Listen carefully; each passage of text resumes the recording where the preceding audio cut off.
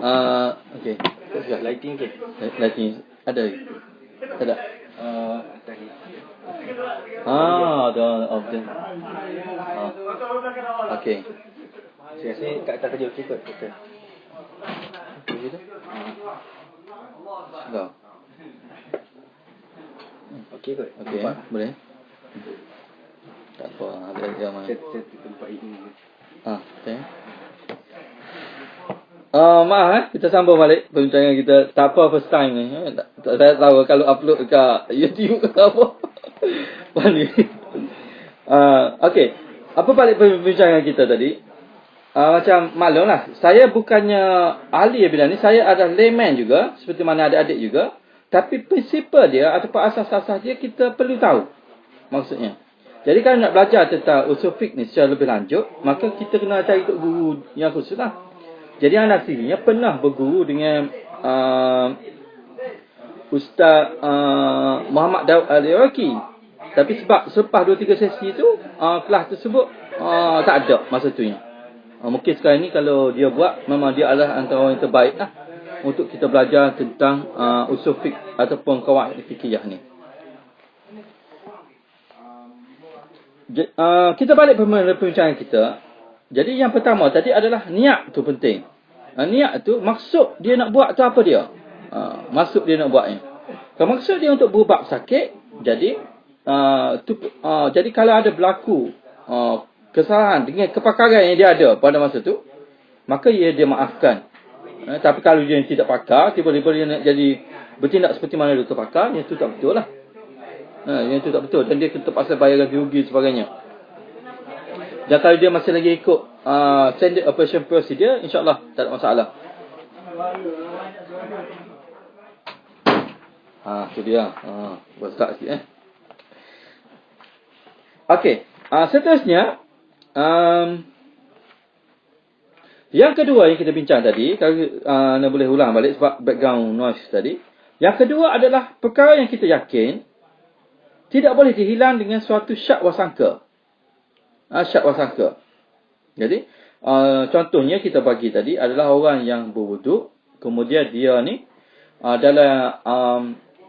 dalam selepas pada dia wuduk tu, dia tak pasti sama ada dia terbatal wuduk ke tidak. Maka dia dikira sebagai berwuduk sebab dia yakin berwuduk tu.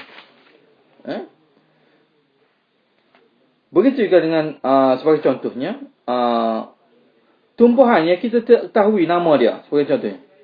Boleh dimakan dan dibuat ubat. Pada asalnya, sebab kita tahu satu pokok sebagai contohnya, sebab semua perkara adalah harus kita makan. Asal perkara itu adalah harus kita makan. Jadi ada satu pokok ni, tumbuhan ni, orang kata dia sebagai ubat. Kita pun orang kampung sebagai contohnya, dia tak tahu ubatnya apa dia. Lepas tu dia orang cerita ni tumbuhan ni adalah obat. Maka kalau ikut kaedah fiqh ini, dia boleh makan tumbuhan tersebut sebagai obat, sehinggalah orang buat kajian kata benda ni beracun ke sebagainya. Sebab beracun ataupun itu ada perkara yang syak. Ubat tu dah dipegang oleh masyarakat dah. Maksudnya macam tu. Ataupun dibuktikan pokok tu pokok ketum ke, pokok ganja ke, baru tidak boleh dimakan. Sebab asas perkara itu adalah harus semua. Gitu. Tapi yang lebih baik memang yang kena ada evidence base lah, macam kita bincang dulu.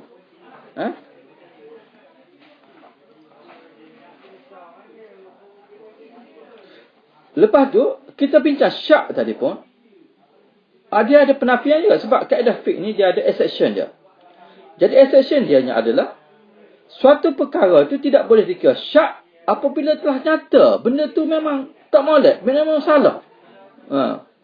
Memang salah. Dia nak kata syak macam mana? Sebagaimana contohnya, kalau orang bodoh tu dengar ada dia ketung. Jadi dia kena ketung tu ada merupakan benda yang nyata. Jadi tak boleh nak kata, ni syak lagi. Tak boleh macam tu. Banyaklah contohnya kalau sahabat tengok sendiri pun. Dalam bidang perubatan juga kita boleh tengok contoh-contoh yang mana benda-benda yang kita yakin dengan benda syak ni. Benda syak ni mungkin kita kita kata bahawa benda syak ni contohnya kita jangka bahawa sesuatu ubat tu mungkin boleh mendatangkan side effect. Itu benda syak.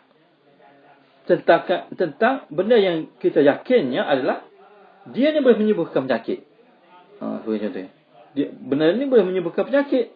Tetapi ada exception dia. Biasa ubat ni ada exception dia. Exception dia mungkin tidak pernah dicuba untuk orang mengandung. Tidak pernah dicuba untuk orang mengandung. Jadi dia tak tahu side effect untuk fetus itu ada ke tidak. Jadi dalam keadaan tu harus untuk makan ubat tersebut sebab kita yakin dengan keberkesanan ubat tersebut. Tetapi side effect dia itu adalah merupakan satu benda yang syak. Macam tu. Ikut hukum fiqh ni yang kita nak bincang ni.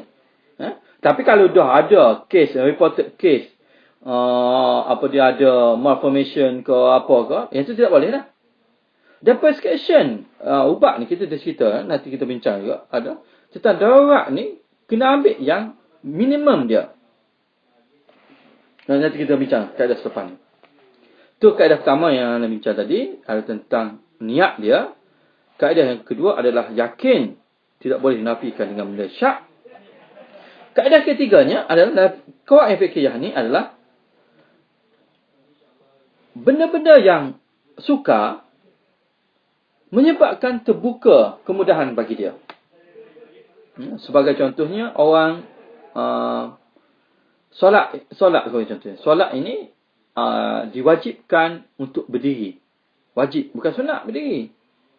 Wajib untuk berdiri. Bahkan qiyam itu merupakan satu benda yang penting dari solat dan wajib qiyam. Jadi apabila seseorang itu sakit ataupun dia ni solat atas kenderaan, kalau duduk berdiri menyebabkan boleh jatuh duduk atas kapal terbang sebagai contohnya, boleh jatuh, ataupun duduk atas kapal laut, boleh jatuh bila kapal tu bergoyang sebagainya. Maka pada masa itu sebab sukanya dia itu menyebabkan kewajipan dia berdiri itu tidak ada. Kena solat juga tapi sambil duduk. Ataupun bagi orang sakit sampai ke peringkat dia kena solat juga tapi sambil tidur. Sambil tidur. Maknanya solat tu masih lagi ada. Kaedah ini menerbitkan dua benda. Kesukaran menjadi sebab kepada kemudahan ini. Satu perkara itu apabila tersepit dia akan menjadi luah. Dan yang keduanya adalah suatu perkara itu yang luah dia akan sempit balik. Satu benda yang luah. Sebab itu kita tidak boleh bermudah-mudah. Dalam hal ini macam contohnya seseorang itu dia ada terlekat makanan di saluran kerongkong dia. Kemudian yang ada di hadapan dia ni cuma air arak.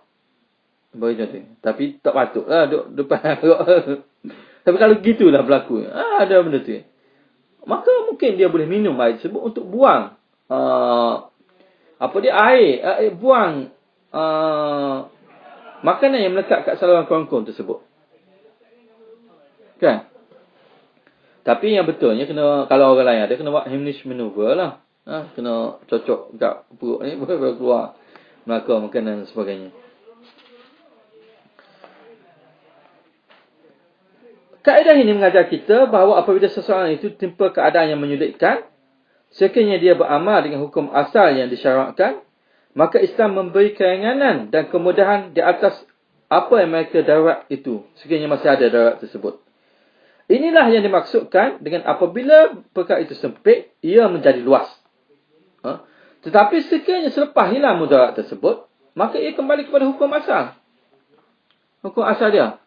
Banyaklah contoh dalam bidang perubatan. Sebagainya, contohnya adalah tayamum. Tayamum ini harus bagi pesakit yang tidak boleh bersentuh dengan air. Boleh. Maknanya dia tak boleh kena air tangan dia sebagai contohnya. Maka dia boleh bertayamum. Tangan dia ada sebagai contohnya ada POP. Tak boleh kena air. Dia boleh tayamum. Tak ada masalah. Orang yang berpuasa sebagai contohnya. Apabila dia ada masalah seperti macam sakit ataupun mengandung ataupun menyusukan anak, maka dia tidak wajib lagi untuk berpuasa. Harus menunaikan solat tanpa menghadap kiblat. Sebagai contoh, duduk dalam kenderaan ataupun dalam keuzuran yang amat sangat. Dia tak boleh nak duduk dalam ICU, dia sedar. Tapi tak boleh nak ubahlah katil ICU. Kalau ubah habis, mesin-mesin, alat dan sebagainya. Maka dalam keadaan tersebut, dia boleh solat dalam keadaan tidak menghadap kiblat. Bahkan duduk sambil tidur ataupun bergerak kelopak mata saja ikutlah. Maknanya pelanggaran itu diberikan oleh syarak. Contoh lain, apabila seseorang itu sakit, dia nak melontar haji, dia boleh wakil kepada orang lain untuk melontar haji, ataupun uzur, orang tua yang uzur. Macam mana kita bimbang kalau dia pergi melontar ni, kena batu ke ataupun kena pijak orang dan sangat bahaya. Kaedah yang keempat mengajar kita ada tentang bagaimana mudarat. Ad-dararu yuzal. Darurat ini mesti dihilangkan. Jadi cara nak menghilangkan darurat ini adalah dengan beberapa perkara. Yang pertamanya adalah kaedah keluaran daripada kaedah ini adalah dilarang menyebabkan timbul mudarat dan dilarang memudaratkan orang lain. Kita tidak boleh buat sesuatu itu boleh menimbulkan mudarat pada orang lain. Ataupun tidak bolehlah maknanya dilarang menyebabkan timbulnya mudarat dan dilarang memudaratkan orang lain. Sebagai contohnya, doktor yang melakukan pembedahan elektif bagi mengeluarkan anak. Setengah doktor ni dia nak suruh beranak cepat sebagai contohnya. Ataupun nak pilih tarikh. Apa dia? Orang perempuan ni dia nak pilih anak dia ni tarikh lahir 29 hari bulan Februari sebagai contohnya. 4 tahun sekali birthday. Maka dia nak buat operation, cesarean section pada hari tersebut. Sedangkan anak dia tu tak ada tanda-tanda nak lahir lagi. Mungkin akan lahir seminggu, 2 minggu ataupun sebulan lagi. Tapi oleh kerana dia nak tarikh tersebut, maka dia minta doktor untuk buat cesarean section. Maka hukum ni tidak boleh. Sebabnya, atas dasar ni lah. Sebab tidak boleh memudaratkan timbulnya mudarat. Sebab kalau buat cesarean section tu banyaklah benda yang nak jaga lagi apa tu, kalau baby tu pram dan sebagainya, banyak benda. Kalau cukup umur pun masih lagi bahaya berbanding dengan kelahiran biasa. Tapi ada juga kadang-kadang doktor ni dia nak buat duit. Dia nak buat duit duk private hospital. Kalau dia dapat pesakit yang beranak biasa, dia cuma dapat 1,000 saja. Sekarang ni tak tahulah harga berapa. Kemudian dia pun cadangkan supaya buat cesarean section. Sebab cesarean section ni dia dapat banyak duit. Mungkin 3,000 ataupun 4,000. Jadi yang ni tidak boleh. Tidak boleh macam tu. Ditegah mendemakan organ-organ yang mendatangkan masalah kepada pesakit sendiri. Sebagai contohnya, kita nak dema buah pinggang. Kita ada 2 buah pinggang. Sedangkan buah pinggang kita tu masih dalam peringkat yang tidak betul-betul sihat. Yang satu lagi. Yang mana kalau kita dema satu dia boleh membahayakan kita pula. Dia tidak boleh mendema. Haram mendema. Yang rasa simple tidak boleh lah. Doktor yang kurang mahir dalam tugas-tugas tertentu ditegah untuk melaksanakan tugas itu tersebut kerana bimbang mudarat pesakit. Melainkan sekiranya ada supervision ataupun under training. Itulah cerita lah. Under training, perlu supervision dan sebagainya. Pecahan yang kedua daripada darurat ini adalah darurat yang mengharuskan apa yang dilarang. Sebagai contohnya, macam yang kita sebut tadi, makan bangkai apabila terdesak lah. Tidak boleh ada makanan lain. Terpaksa makan bangkai. Tak ada masalah. Pasal tu lah. Ataupun bagi doktor ni, dia terpaksa melihat aurat sakit. Jadi, dia terpaksa lihat aurat sakit untuk mengubat dia. Dalam keadaan tidak ada doktor lain yang ada kepakaran macam dia. Maka dia terpaksa tengoklah aurat pesakit. Tapi kalau ada orang lain yang khususnya yang sama jantina macam pesakit tu, yang itu kena prefernya. Ataupun yang keduanya adalah seseorang perempuan ni, dia ada masalah kesihatan, dia tidak boleh mengandung. Maka diharuskan untuk buat BTL sebagai contohnya. Tak boleh mengandung. Kalau mengandung, dia memang bahaya dan boleh menyebabkan kematian. Ada banyak penyakit jantung sebagainya. Yang mana sangat bahaya pada pesakit. Kalau pesakit itu mengandung. Maka pada waktu itu, diharuskan untuk buat BTL. Ubat-ubatan pun begitu jugalah. Ubat-ubatan ni, kebanyakan ubat ni ada side effect. Bila side effect, dia ada benda yang dilarang bagi orang biasa. Tapi bagi orang sakit, ia merupakan keadaan darurat dan boleh makan ubat tersebut, apa boleh ambil ubat tersebut. Tetapi ada kaedah lain. Dalam hal yang sama juga, dia benda darurat ini dihadkan apa yang ikut darurat dia saja.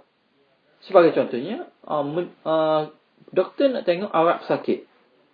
Arak pesakit dia. Katakan doktor lelaki nak tengok arak pesakit perempuan.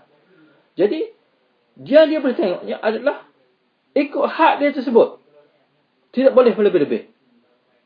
Tidak boleh melebih-lebih. Ni basic. Benda basic ni. Kalaulah sakit kaki, kita tengok kaki lah.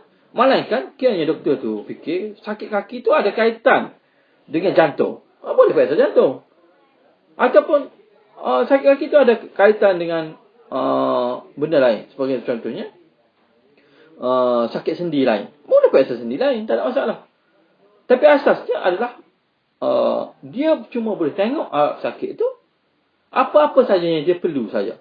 Tidak boleh berlebih-lebih daripada tu. Dan benda yang sama juga, kalaulah sakit tu ada doktor wanita sebagai contohnya, dia tidak boleh nak memilih doktor lelaki untuk dengan kepakaran yang sama, dengan penyakit yang sama. Dia tidak boleh memilih doktor lelaki. Pesakit itu kena pilih doktor perempuan dulu. Kalau pesakit perempuan, kena pilih doktor perempuan. Pesakit lelaki, kena pilih doktor lelaki. Begitu sebaliknya. Doktor lelaki, cuba elakkan daripada memeriksa pesakit perempuan, sekiranya ada doktor perempuan lain yang ada sama kepakaran macam dia. Tapi kalau tak sama kepakaran, itu lain cerita. Kita sebut sini yang sama kepakaran dia. Sama kepakaran, sama expertise, tapi dalam keadaan biasa, maka dia kena sama jantina tersebut. Dia tidak boleh ambil yang darurat yang dia boleh periksa siapa-siapa saja. Tak boleh. Pesakit tidak harus dibedah. Sebagai contohnya, apabila ada rawatan biasa yang berkesan juga. Sebab tu bedah ni last option. Katakan sakit sendi. Pesakit ni ada penyakit sendi, osteoarthritis. Sedangkan dia tak cuba lagi painkiller, dia tak cuba lagi benda-benda yang basic ni. Dah nak buat tukar sendi luntuk dia. Tidak boleh. Maka dia kena pergi kepada yang paling simple sekali. Kita rasa ni benda yang remeh. Tapi ni adalah fiqh macam tu mengajar kita. Sebab Islam ni, dia ilmu dia ada dalam bentuk metodologi dia ada. Dia ada gitu. Bukannya boleh sambil gitu tak boleh tau. Apabila ada ubat yang bukan najis dan satu ubat najis, maka kena pilih ubat yang bukan najis. Kalau sekiranya kesan sama, boleh memulihkan sakit, kena pilih ubat yang bukan najis. Ni perlu kepada kepakaran. Kadang-kadang kita ni bagi prescription kepada sakit, kita tahu pun ingredient dia ada najis. Kita tak tahu. Tak kira lah najis tu daripada porcine ataupun canine base, ataupun najis itu dalam bentuk gelatin binatang yang tak sembelih kan, contohnya. Dia kena tahu benda tu. Hal ni kalau adik-adik boleh ingat, apabila ada prescription tablet sebagai contohnya, antara kapsul dengan tablet untuk oral ubat makan melalui oral, maka prescription melalui tablet itu lebih utama. Sebabnya kapsul tu, kebanyakan kapsul adalah berdasar kepada gelatin haram, kecuali dia stick gelatin halal. Gitu. Malaikat ada keadaan tertentu yang dia perlu guna kapsul ni, contohnya untuk untuk gastric protection. Itu lain cerita. Tapi dalam keadaan begitu pun, mesti pilih gelatin yang halal. Yang tu kena fight lah untuk gelatin yang halal. Barulah kita menyumbang kepada ummah. Kalau kita duduk main ikut saja, kita tidak menyumbang apa-apa kepada ummah. Benda yang sama yang kita sebutkan tadi, sebagai contohnya, ibu ni nak pilih tarikh yang sesuai untuk anak dia lahir, dia nak buat C-section. Tidak boleh.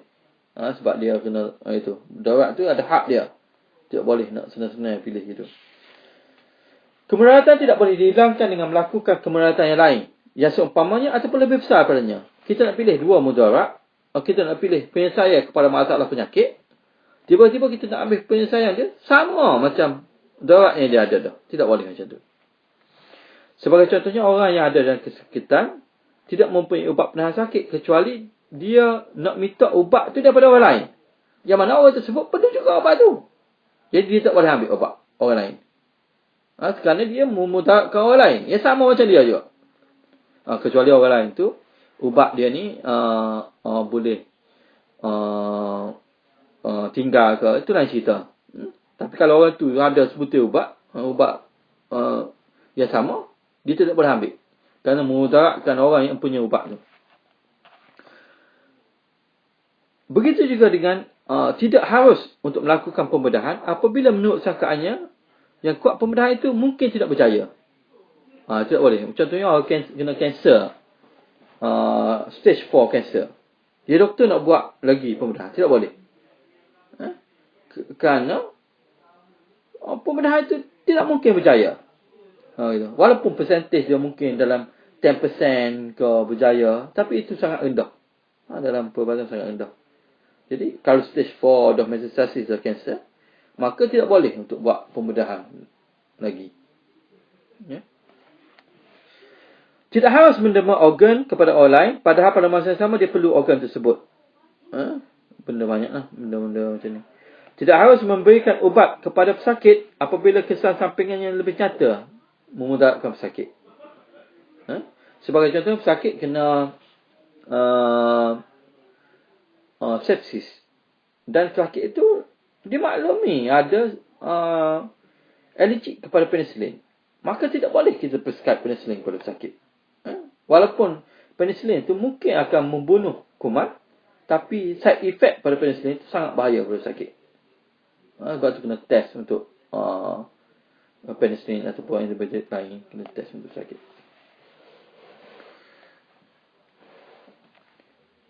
Dan yang kelima, pecahan daripada mudarat ini adalah tentang mudarat yang lebih besar ini hendaklah dihilangkan dengan mudarat yang lebih ringan. Yang tadi kalau sama ataupun lebih besar daripada dia, tidak boleh buat.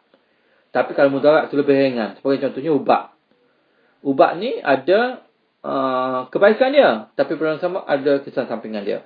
Tapi kesan sampingan dia adalah kecil berbanding dengan kesan ubat tersebut. Maka dia boleh ambil ubat tersebut.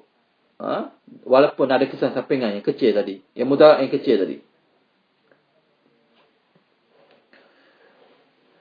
Begitu juga apabila wanita yang dah mati sebagai contohnya, dia mengandung, maka harus untuk belah perut dia ni untuk keluarkan janin tu sekiranya janin tu masih lagi hidup. Jadi mudarat sekiranya tinggalkan dalam perut janin tu akan mati.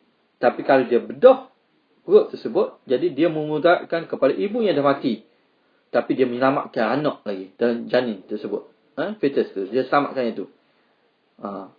Jadi boleh kita melakukan pembedahan. Walaupun kalau dalam keadaan biasa, mayat ni kita tidak boleh nak sentuh, nak aniaya dia.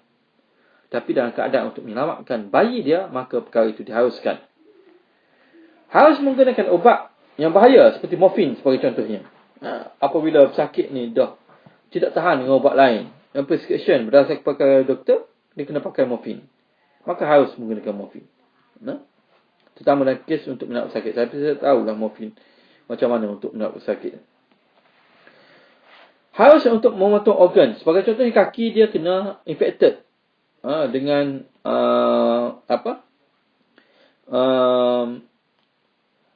dia ada diabetes. Kemudian kaki dia ada diabetic foot. Dah infected dah. Gangrene. Maka harus membuang kaki dia. Potong kaki dia tersebut.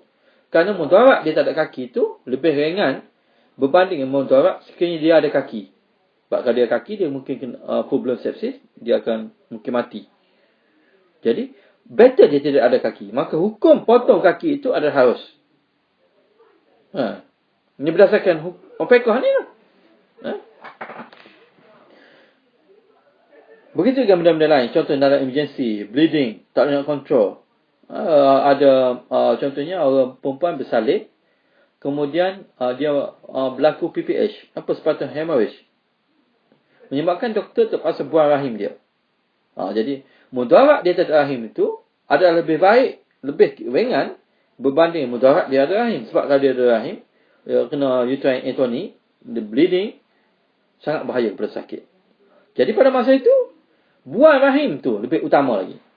Lebih kurang mudarat dia. Dan yang keenamnya adalah kemudaratan itu hendaklah dibendung setakat yang dia mampu. Kena cegah kemudaratan. Sebagai contohnya, perlu mengambil langkah pencegahan dengan melakukan saringan penyakit sebelum ditimpa penyakit. Yang ini sebahagian daripada fiqh Islami. Kita ni kadang-kadang orang Melayu ni, dia tidak suka membuat pemeriksaan kesihatan dan sebagainya. Harus berbuka puasa bagi orang yang tidak mampu meneruskan ibadat puasa. Dan ini sama ada dalam bidang sakit ataupun menyusukan anak. Dia boleh berbuka puasa. Harus untuk berpindah kepada tayamum bagi orang yang yakin, doktor yakin air ini mendatangkan mudarat kepada tubuh sakit. Dia harus untuk prescribe tayamum kepada sakit. Tayamum ni bukan saja untuk dalam keadaan tidak ada air, tapi dalam keadaan tidak boleh bersentuh dengan air pun kena tayamum juga. Boleh dibenarkan tayamum. Begitu juga apabila katakan seorang perempuan dia mengandung dan dia bahaya kepada kesihatan dia. Mengandung tu mungkin dia ada penyakit jantung. Kalau dia teruskan kandungan dia, menyebabkan dia boleh mati. Ikut doktor tengok ni, kepakaran dia tengok ejection fraction dia dah sangat rendah, maka doktor tu boleh prescribe untuk buat termination of the fetus. Kena buang fetus tersebut. Maka itu hukum dia harus.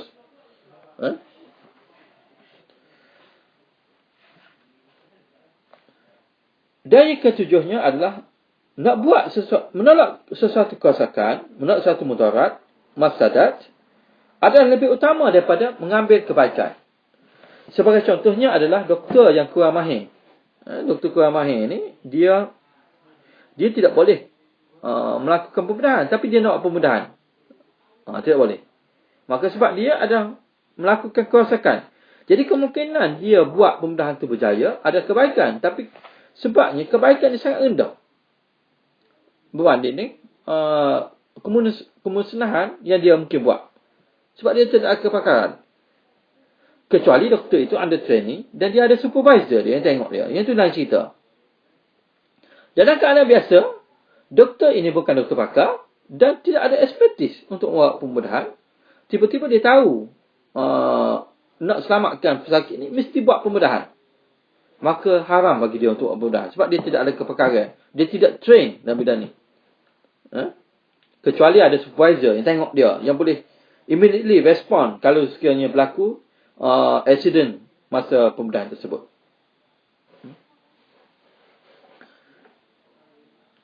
Contoh yang lainnya adalah contohnya adalah rawatan orang nak berurut tapi berlainan jantina. Ini juga tidak boleh. Sebabnya dia boleh mendatangkan kerosakan. Mungkin dia sakit bau. Dia hilang sakit bau sebab urut.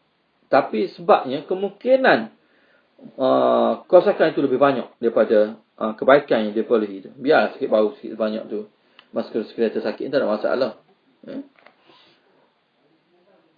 Dan lain-lain lah. Kena fikir sendiri. Dan seterusnya adalah kita start lewat tadi. Saya ambil masa dalam 10 minit lagi insyaAllah.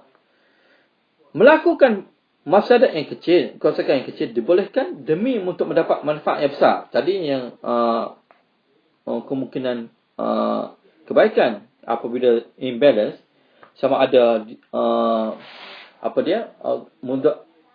mafsadat yang dia ada ni, kerosakan yang dia buat ini dengan kebaikan yang dia perolehi, maka kena buang yang mafsadat tu lebih utama daripada dia lebih utama daripada dia mendapat kebaikan. Sekiranya dia mafsadat yang dia buat tu kecil, maka mafsadat yang dia buat tu kecil tu dibenarkan sekiranya dia boleh dapat maslahat kebaikan yang besar. Sebagai contohnya, kebaikan yang boleh daripada kerosakan yang kecil ni adalah contohnya adalah orang mati, orang dah brain dead, maka dibolehkan ambil dia punya jantung dia ataupun apa-apa organ dia, diberi kepada pesakit yang masih lagi hidup. Sebab dia adalah kerosakan dia buat kepada jenazah tersebut, iaitu bedah dan ambil jantung tu, adalah kecil berbanding dengan manfaat dia dapat lebih besar lagi. Jadi manfaat itu adalah lebih utama lagi.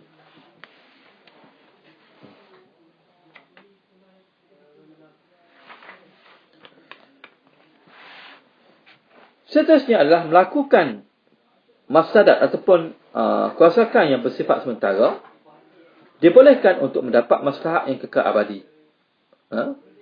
Contohnya macam tadilah, pemindahan organ sebagainya. Asalkan tidak menyusahkan pesakit yang itu, pesakit yang hidup lah. Kalau pesakit yang dah mati dan brain dead, tidak ada masalah lah. Mafsadat yang diyakini kewujudannya tidak boleh ditinggalkan kerana mafsadat yang berupa angan-angan. Ini pun sama macam tadilah. Doktor tahu ada kebaikan ubat, tapi kemungkinan side effect itu tidak dibuktikan. Tidak dibuktikan. Maka dia boleh ambil ubat tersebut. Kerana side effect yang tidak dibuktikan itu ada berupa mafsadat yang angan-angan, kerosakan yang diangan-angan. Tidak apa. Keadaan darurat tidak boleh membatalkan hak orang lain. Ni ada antara itulah. Contohnya orang nak queue. Contoh-contoh yang pengarang buku ni buat ni sangat bagus. Contohnya dalam queue untuk mendapat giliran pembedahan pesakit. Pesakit yang sama, penyakit yang sama, maka tidak boleh potong queue. Sebab dia ni orang besar ke, sebab dia itu, tidak boleh. Sebagai contohnya, baru ni kita kena apa? Cholecystitis. Cholecystitis boleh tunggu. Maka dia kena ikut queue. Kena ikut turutan. Jadi, bila ikut turutan, maka tidak ada orang boleh skip masuk dalam queue tersebut. Sebab dia tidak, darat dia sama status macam orang lain. Kecuali orang lain tu ada masalah lain. Contohnya dalam obstructed. Kalau tak buat pembedahan immediately, dia mungkin kena rosak liver dia, kena jaundice sebagainya. Maka dalam keadaan tersebut, bolehlah potong queue sebab mudarat dia berbeza. Tapi dalam keadaan mudarat yang sama, maka tidak boleh potong queue. Jadi dia tidak boleh menafikan hak orang lain. Mudarat yang khusus tidak boleh menolak kemudaratan yang am. Samalah seperti mana mudarat yang khusus ni adalah macam contohnya ada kuarantin. Kuarantin. Satu tempat dia kena wabak avian flu sebagai contohnya. Jadi kerajaan mempunyai hak untuk buat dia punya kuarantin, sebab kuarantin tu orang yang ada dalam tempat tu saja yang mungkin mati. Tapi kalau sekiranya orang dalam kawasan tu keluar daripada kawasan tersebut, menyebabkan merebak tempat baru. Jadi kerajaan mempunyai hak untuk kemudaratan yang khusus ini, khusus untuk individu tu mungkin mati, berbanding dengan kemudaratan umum sekiranya dia biar begitu saja. Jadi quarantine, isolation itu penting. Dan Islam pun ikut sebenarnya. Sebab itulah kalau sahabat-sahabat ingat bagaimana Omar, semasa pemerintahan Omar, dia membatalkan kemasukan dia ke Baitul Maqdis sebab Baitul Maqdis kena ta'un pada suatu ketika. Jadi bukan sebab Umar takut pada taun, tapi memang kena isolate. Itu adalah kaedah Islam. Tidak boleh masuk dan tidak boleh keluar dari tempat yang kena wabak. Kemudaratan yang khusus tidak menolak kemudaratan yang umum. Maknanya khusus tu dia mungkin mati. Orang dalam kasus tersebut mungkin mati. Sebab tak dapat bantuan, sebab kena penyakit dan sebagainya. Tapi dia mesti ada isolation sebab takut mengebok pada orang luar pula. Kaedah yang kelimanya dan terakhir yang ingin saya sentuh pada hari ini adalah al-adatu muhkamatu. Adat ataupun kebiasaan setempat tu dia menjadi sumber kepada hukum. Sumber kepada hukum. Ni banyaklah kaedah.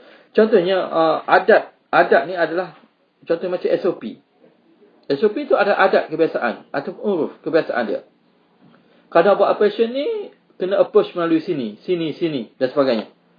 Jadi approach dia tu merupakan suatu adat dan menjadi sumber kepada hukum. Maksudnya sekiranya dia ikut prosedur betul-betul, tiba-tiba berlaku accident kepada sakit, maka dia dimaafkan. Doktor dia dimaafkan. Surgeon tu dimaafkan. Tetapi sekiranya dia approach dia lain daripada kebiasaan, maka dia sekiranya ada accident, dia mesti dibebankan dengan accident tersebut. Contohnya adik-adik tahu operation. Sebagai contohnya operation dekat dekat tulang belakang. Sentinel nerve dekat tulang belakang. Dia boleh approach melalui depan ataupun boleh melalui belakang. Boleh depan atau belakang. Dia kena berdasar kepada kebiasaan. Kalau tempat tu expertise dia approach melalui depan. Sama ada melalui tekak ni dia nak baki spine ke, dia kena approach melalui depan. Kalau kebiasaan depan. Tapi kalau kebiasaan dia ke belakang, melalui belakang, dia kena approach melalui belakang. Dia tak boleh approach melalui depan. Melainkan dia under supervision untuk belajar approach baru. Tu kena ada supervise lah. Supervision daripada orang lain. Tapi dalam keadaan biasa, dia mesti ikut kebiasaan ni. Sebagai contoh juga kebiasaan, kalau orang datang ke klinik ni, penyakit ini mesti dibagi ubat ni. Jadi sekiranya doktor tersebut bagi ubat yang sama, kebiasaan dia bagi ubat macam tu. Untuk orang penyakit diabetes, katakan first line dia bagi apa? Metformin katakan. First line dia metformin. Jadi saya tak tahu lah, mungkin diabetes ni dah banyak berubah. Maka prescription dia mesti bagi metformin dulu. Mungkin sakit dia kena side effect ke, kena hypoglycemic ke, apa ke, baru dia akan review balik. Tapi kalau dia bagi dah ubat yang hebat-hebat, maka sakit kena simptom yang lebih teruk dengan dos yang tinggi mungkin. Jadi dia kena dibebankan dengan insiden tersebut. Contoh lain dalam kehidupan seharian kita. Katakan orang yang duduk di di Setinggan katakan. Dia jual tanah, dia jual rumah dia. Setinggan ni dia tak perlu daftar di pejabat tanah untuk jual rumah. Dia mungkin jual tu sebagai katakan surah kunci saja. Jual rumah. Maka surah kunci tu sah sebagai kaedah biasa, uruf biasa tu sebagai jual rumah. Kalau gitulah kaedah dia. Ataupun lain-lain lah maksudnya. Kalau kereta katakan. Kereta ni jenis yang tak biasa tukar nama katakan. Tak biasa tukar nama. Tak perlu. Jadi kebiasaan orang situ jual kereta ni tak tukar nama. Tak perlu pergi kat JPJ untuk tukar nama. Katakan. Tapi dia kena tukar lah. Maka tak perlu. Jadi uruf dia, kebiasaan dia tak perlu tukar nama. Jadi jual beli itu sah dengan tanpa tukar nama. Jual beli itu sah tanpa tukar nama. Tapi kalau kebiasaan tempat tu kena tukar nama kat JPJ, kena tukar nama lah. Itu dah sudut hukum dia. Begitulah dengan masalah-masalahnya. Masalah kebiasaan. Sebab itulah apabila adik-adik dia peringkat nanti, bila praktis nanti, dia kena ada P-drug, personal drugs. Ataupun kita nak prescribe ubat yang kita biasa dengan ubat tersebut. Kita tahu side effect dia, kita tahu berapa lama pesakit nak makan, kita tahu semua sekali ubat tu. Maka P-drug tu menjadi uruf bagi kita, kebiasaan bagi kita. dos berapa, kita tahu maksimum berapa, kalau kena side effect kita nak bagi apa, kita tahu semua tentang ubat tersebut. Itu adalah dipanggil sebagai kebiasaan kita. Tapi sekiranya kita lari pada kebiasaan itu, kita akan dibebankan dengan sekiranya ada berlaku pada pesakit. Sebab kita bukan expert, dipanggil bukan expert dalam bidang tersebut. Jadi, yang itu adalah antara qawaid fiqhiyah, 5 benda yang saya sebutkan tadi. Yang pertamanya, niat dia ataupun maksud dia bagi ubat ke, bagi apa, maksud yang pertama. Yang keduanya adalah tentang, kita sebut tadi, kaedah yang kedua, yang besar tadi, adalah tentang keyakinan dengan syak. Keyakinan tidak boleh dijalankan dengan syak. Yang ketiganya adalah tentang kesukaran menjadi sebab kepada kemudahan. Yang keempatnya adalah darurat yang mesti dibuang, mesti dihilangkan, mesti dikurangkan. Yang kelimanya adalah kebiasaan ataupun uruf menjadi sumber kepada hukum dia. Sumber kepada hukum. Dan Islam ni sendiri, dia ada, kita panggil sebagai beberapa kategori dari sudut kepentingan dia. Kepentingan dia beberapa kategori. Yang pertama, kepentingan ni bersifat darurat. Mesti ada benda tu. Mesti buat benda tersebut. Itu adalah kepentingan bersifat darurat.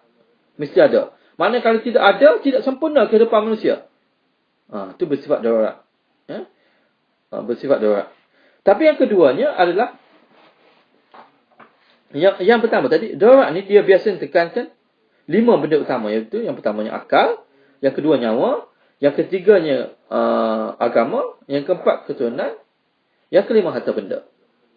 Jadi, apa-apa saja mengganggu perkara-perkara ni, khususnya dalam bidang perubatan ni, nyawa, maka ia dikategorikan sebagai darurat. Kalau terpaksa buat pembedahan, kena buat pembedahan yang melibatkan nyawa sebagainya. Yang keduanya adalah hajiat. Hajiat ni adalah hajat saja. Dia tidak mengancam nyawa, dia tidak mengancam agama, dia tidak mengancam keturunan, dia tidak mengancam harta benda, tapi dia merupakan satu keperluan. Ada juga keperluan. Keperluan ini juga dia boleh mengancam benda yang dilarang dalam syarak. Sebagai contohnya adalah kepentingan awam. Sebagai contohnya adalah perubatan, pertanian. Dari sudut ini. Ini merupakan hajat umum bagi orang lain. Hajat umum bagi ramai-ramai orangnya adalah kena ada doktor di situ. Macam fardu kifayah juga. Jadi keperluan untuk ada doktor di situ. Lepas tu, hajat khusus ni adalah orang yang terlibat dalam bidang perubatan tu mestilah belajar bidang perubatan. Hajat umum ni adalah masyarakat tu perlu seorang doktor. Tapi siapa dia yang kena jadi doktor? Jadi orang yang di-assignkan untuk jadi doktor tu mesti belajar untuk jadi doktor dengan sebaik mungkin lah. Itu hajiat. Contoh-contoh dalam keperluan ni adalah benda yang tidak melibatkan nyawa tapi penting. Sebagai contohnya nak berkhatan orang kan. Nak berkhatan orang ni, dia perlu tengok kemaluan. Maka tengok kemaluan dia adalah harus. Walaupun yang dia buat pembedahan itu tidak melibatkan nyawa pesakit. Yang tadi melibatkan nyawa pesakit, yang melibatkan harus banyak benda. Tapi benda ni, hajiat ni, untuk melengkapkan kehidupan sebagai manusia ni, dia mengharuskan juga perkara-perkara tertentu. Contohnya adalah nak sunat pesakit, nak berkhatan pesakit.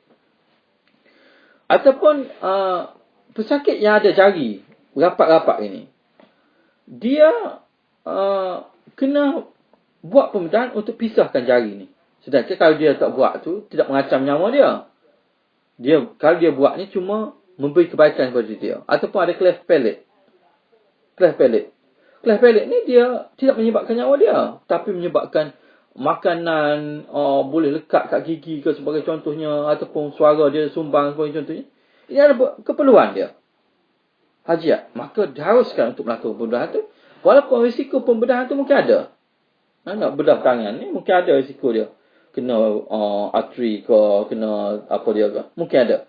Pembedahan, risiko pembedahan. Tapi pembedahan itu dibenarkan sebabnya dia untuk melengkapkan kehidupan pesakit. Manakala yang ketiga ni tahsiniat. Tahsiniat ni untuk cantikkan ataupun untuk menambah keselesaan. Yang ni dia banyakkan perkara tidak dibenarkan. Sebagai contohnya adalah pembedahan plastik. Nak cantikkan rupa dia. Dia dah tua tapi nak hilangkan kedut. Sebagai contohnya. Nak buat pembedahan untuk hilangkan kedut. Maka perkara tu kena tengok balik. Perkara itu tidak menghalalkan, tidak mengharuskan benda-benda yang haram tadi. Asalnya kita nak bedah, nak potong kulit ni ada haram hukum dia. Sebab dia menyeksa kulit dan sebagainya. Dia menjadi harus apabila ada tujuan. Maksud tadi. Ya, tujuan tu menentukan harus atau tidak yang kita bincangkan. Itulah saja yang boleh saya sempat bincangkan pada malam ini. Dan saya terima soalan kalau ada melalui WhatsApp lah. Melalui WhatsApp, okey. Melalui WhatsApp, Papisma OZNZ2 lah, saya tengok. Dan seperti mana saya ulangkan tadi, bahawa saya bukannya expert dalam bidang ni, tapi saya layman macam adik-adik juga. Tapi ini adalah keperluan asas yang kita sebagai anggota perubatan kena tahu. Seperti mana orang layman dalam bidang perubatan, dia perlu tahu serta-serta benda dalam perubatan. Dia kena tahu. Sebagai contohnya orang yang kena penyakit kecil manis. Dia kena tahulah tentang penyakit kecil manis dia sebelum mungkin. Ataupun contohnya kita ada layman dalam ekonomi Islam. Sebagai contoh. Tapi kita kena tahu basic ekonomi Islam. Apa dia, cara nak mengira duit ke, ataupun nak pinjaman yang mana riba, yang mana tak riba. Yang tu kena tahu. Basic thing kena tahu. Begitu juga di dalam peramalan kita dalam perubatan ni, kita kena tahu basic thing, benda-benda asas dalam bidang fiqh yang boleh kita gunakan selepas daripada ini. Untuk tujuan kehidupan kita, dalam praktis perubatan kita dan sebagainya. Jadi benda-benda asas ini adalah perkara yang kita perlu walaupun kita layman dalam bidang ni. Tapi kalau kita nak detailkan, nak khususkan, nak teliti lagi, itu adalah lebih baik. Tapi itu kena menentukan untuk guru lah. Okey. Seterusnya saya akan tengok soalan-soalan kat sini kalau ada. Maaf tadi. Saya terlebih minta maaf sebab malam ni ada memang kebiasaan Sabtu malam Ahad ni kita ada program ngaji Quran. Jadi selepas ngaji Quran ni kita ada makan sikit. Jadi waktu bising tadi sikit.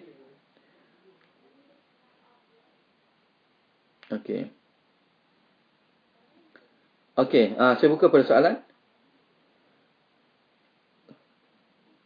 Okey. Boleh faham dah tadi? Jadi yang pertama saya bincang tadi, kalau saya boleh sinopsis balik. Yang pertama adalah perbezaan antara usul fiqh, kaedah usul fiqh dengan kaedah fiqh. Ataupun kawaid fiqhiyah. Yang kedua. Yang pertama usul fiqh. Usul fiqh ni apa-apa sahaja yang ada dalam Quran, ada apa-apa yang ada dalam hadis, dia ada metodologi untuk ambil benda tersebut dan jadikan sumber hukum. Dia tak boleh ambil rambai gitu je. Ambil rambai macam budak tu lah baru ni. Ambil apa? Tentang kita kena perangi orang bukan Islam. Dia pun ambil. Tak boleh macam tu. Dia kena ada hukum dia, cara nak ambil tu. Metodologi cara nak ambil itu dinamakan sebagai usul fiqh. Metodologi dia. Sebab kita tak mau bias. Kita benci pada orang kafir, kita apa ambil ayat, perangi orang kafir. Tak boleh macam tu. Kita benci kepada orang sekali-sekali, kita ambil ayat yang membenci orang. Tak boleh gitu. Dia mesti ada satu kaedah untuk ambil hukum daripada Al-Quran, ambil nas daripada Al-Quran dan hadis, dan jadikan sebagai hukum. Yang itu dinamakan sebagai usul fiqh ataupun kaedah usul fiqh. Yang keduanya adalah kaedah fiqh ataupun kawaid fiqhiyah dalam bahasa Arab dia. Kawaid fiqhiyah ni adalah rumusan kepada hukum, kepada kefahaman alim ulama kita daripada Quran, Sunnah. Rumusan dia tu dibuat sebagai satu kaedah fiqh. Kaedah fiqh ni biasanya bila kita jumpa satu masalah, kita perujuk pada kaedah fiqh. Ada ke tak? Berlainan dengan usul fiqh. Usul fiqh tu kita baca Quran, alim ulama kita baca Quran, lepas tu dia ambil daripada Quran tu sebagai hukum. Kaedah usul fiqh ni rumusan dia buat, dan dia rumusan tu berdasarkan Quran Sunnah juga, bukan sahaja.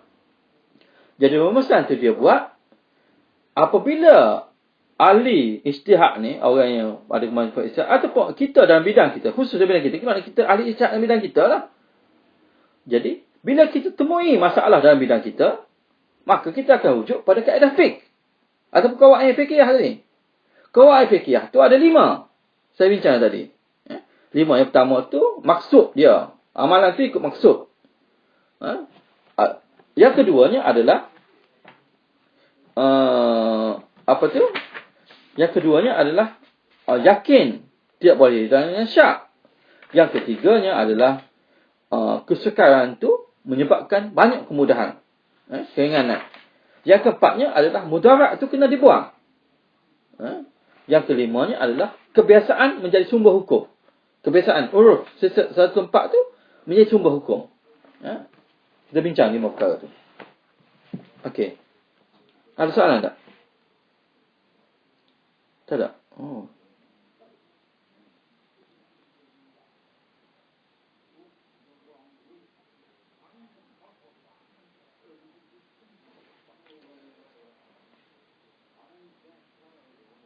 Oh. Kalau pesakit minta tidak perlu resusc. Yang ni kalau untuk resuscitation ni ataupun end stage ni boleh tak kita bawa isu ni untuk bincang dengan doktor ada satu sesi rasanya dengan Dr. Suhaini je. Rasa nanti insya-Allah Pak I ataupun Aisyah sendiri boleh buat, Asma Aisyah sendiri boleh buat dengan Dr. Suhaini. Sebab Dr. Suhaini ni ada pakar dalam BIUS di IJN. Dan dia juga ada salah seorang yang buat untuk organ transplantation, especially heart transplantation. Dia antara orang yang terlibat etika tersebut. Heart transplantation. Jadi untuk research ni, anda rasa boleh bincang dengan dia secara langsung nanti. Tajuk yang anda tengok tu tajuk yang dia beri pada dia ni rasanya ni boleh confirm dengan Pak I balik lah. Tentang kematian dan hukum-hukum berkaitan dengan kematian tu. Sakratul maut, macam mana peranan doktor. Ni kita tunda tajuk ni. Jadi kena ikut lah.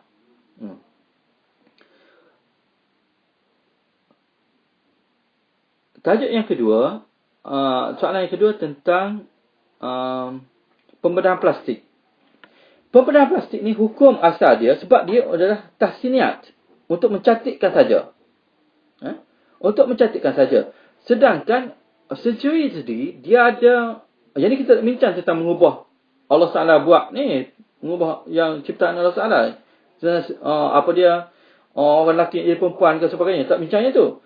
Tapi yang ni untuk tahsiniat. Untuk mencantikkan lagi. Tahsiniat ni dalam hukum fiqh lain pun ada. Kalau nak berhutang untuk bermewah. Untuk cantikkan rumah. Contohnya. Rumah dah ada. Tapi untuk cantikkan rumah kita berhutang. Jadi hukum berhutang tak harus dah. Sebabnya nak cantik rumah. Kecuali kita tak ada rumah. Nak buat rumah. Dan anak kita ramai. Kena besarkan rumah.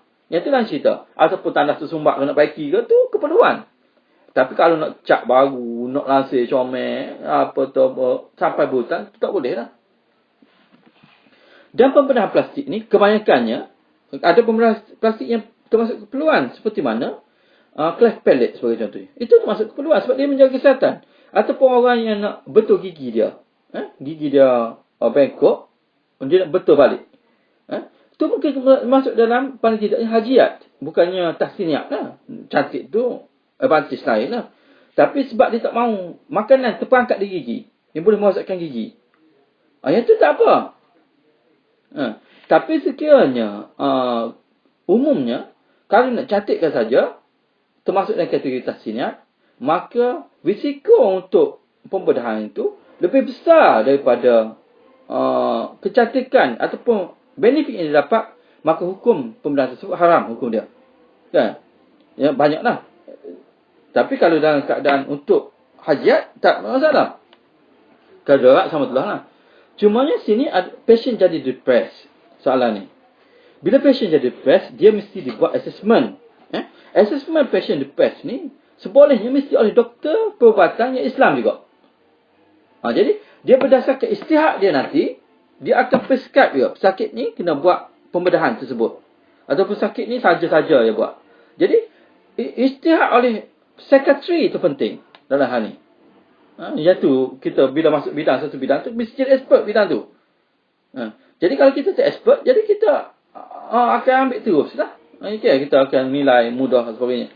Tapi dia mesti dinilai oleh doktor, psikiatris, Muslim. Dia tahu dia ni akan bertanggungjawab pada Allah Taala kalau dia buat kesalahan masa isytihad dia. Dia tahu macam tu. Walaupun hukum isytihad tu, satu, salah boleh satu pahala. Dan dua, kalau betul boleh dua pahala. Tapi dia mesti expert bidang tu. Baru dapat pahala isytihad tu. Kalau expert tak boleh pahala isytihad. Macam mana boleh pahala isytihad? Jadi assessment dipass atau tidak tu by Muslim psychiatrist. Kalau Muslim psychiatrist kata dia kena proceed, kena proceed lah.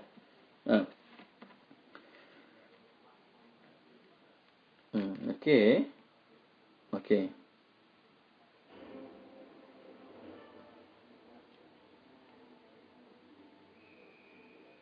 Ada minta maaf, apa dia tak faham lah, Afiq.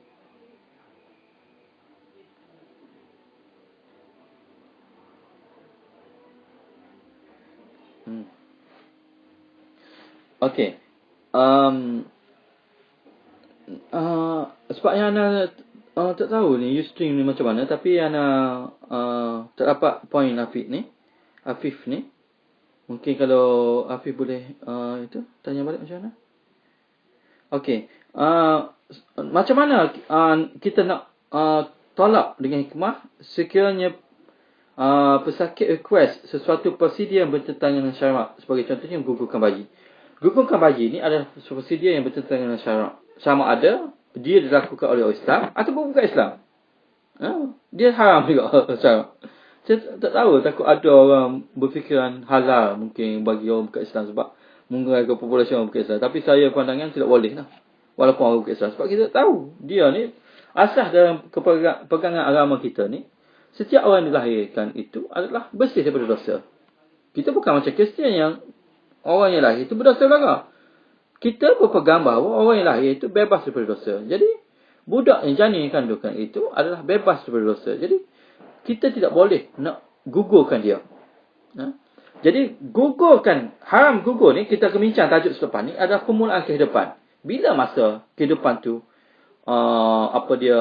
bermula? Yang mana sebelum bermula kehidupan itu, air mani ataupun POC, product of conscious ni dia dia tidak POC ni dia tidak bernyawa sehinggalah satu tempoh tertentu.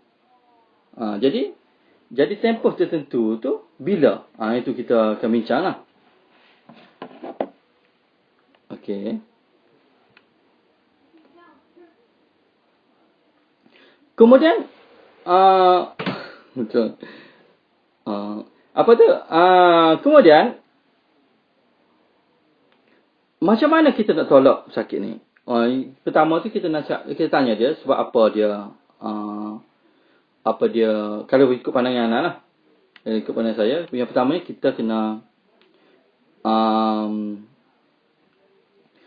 yang pertama sekali kita kena beritahu bahawa janin dia juga mempunyai hak untuk hidup. Seperti mana kita hidup lah. Kemudian kalau dia masih lagi betul sama gitu, kita beritahulah dalam Islam ni tidak boleh lah. Tidak boleh melakukan prosedur macam ni. Jadi kita kena bagi excuse lah kepada diri kita. Kalau orang lain nak buat tu, terpulang. Tapi ikut pegangan agama kita tidak boleh. Macam tu. Itulah pada pandangan saya. Tapi yang lain tu kena fikir keadaan sendiri adik-adik lah. Tapi yang pentingnya beritahu bahawa janin tu ada hak untuk hidup. Dan sekiranya dia digugurkan, ataupun dia ni mungkin menjadi satu kepentingan pada kita nanti. Benefit bagi diri kita pada masa akan datang. Yang kita tak tahu. Anak ini kadang-kadang kita tahu anak mana yang baik, anak mana yang pandai, anak mana yang lari, itu kita tahu. Jadi mungkin anak yang sedang dikandung ini memberi kebaikan yang kita tak tahu. Allah Allah.